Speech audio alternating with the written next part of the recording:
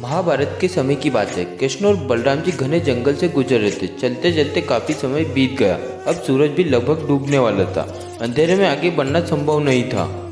कृष्ण जी बोले, बलराम हम ऐसा करते हैं, सुबह होने तक यहीं ठहर जाते हैं। सुबह होते ही हम अपनी मंजिल की ओर बढ़ चलेंगे। बलराम जी बोले, इस घने जंगल में खतरा हो सकता है, यह सोना उचित नहीं है, हमें जागकर ही रात बितानी होगी।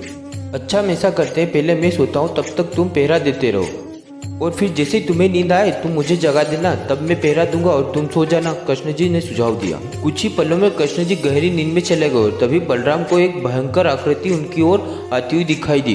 वो कोई राक्षस था। राक्षस उन्हें देखकर चीखा। बलराम जी बुरी तरह डर गए। इस घटना का एक विचित्र असर हुआ। भय के कारण बलराम का आकार छोटा हो गया और राक्षस और भी विशाल हो गया।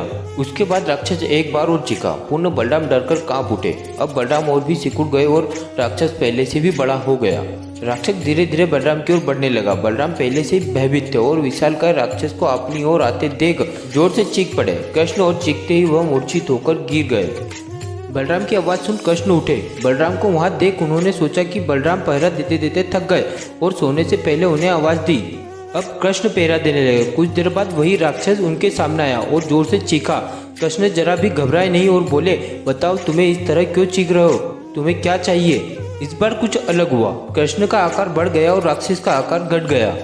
उस राक्षस को पहली बार कोई ऐसा मिला था जो उससे डर नहीं रहा था। घबराहट के मारे वह पूर्ण कृष्ण पर जोर से चीखा और इस बार भी कृष्ण नहीं डरे और उनका आकार और भी बड़ा हो गया, जबकि राक्षस पहले से भी छोटा हो गया।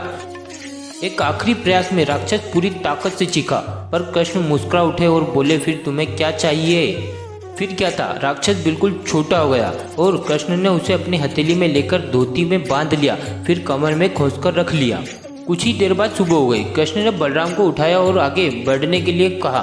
धीरे धीरे आगे बढ़ने लगे। तभी बलराम उत्तेजित होते हुए बोले, पता है कल रात क्या हुआ, एक भयंकर राक्षस हमें मारने आया था। रुको रुको, बलराम को बीच में टोकते हुए कृष्ण ने अपनी धोती में बंधा राक्षस निकाला और बलराम को दिखाते हुए बोले, कहीं तुम इसी राक्षस की बात तो नहीं कर रहे हो। हाँ ये वही राक्षस है, कल जब मैंने इसे देखा था तो ये बहुत बड़ा था, ये इतना छोटा कैसे हो गया। बलराम आश्चर्यचकित होते हुए बोले।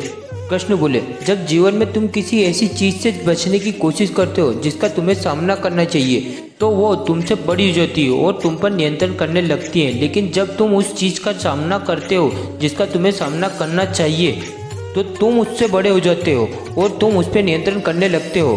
दोस्तों, राक्षस दरअसल हमारी जिंदगी में आने वाली चुनौतियाँ हैं। अगर हम चुनौतियों को टालते हैं तो ये और बड़ी हो जाती हैं।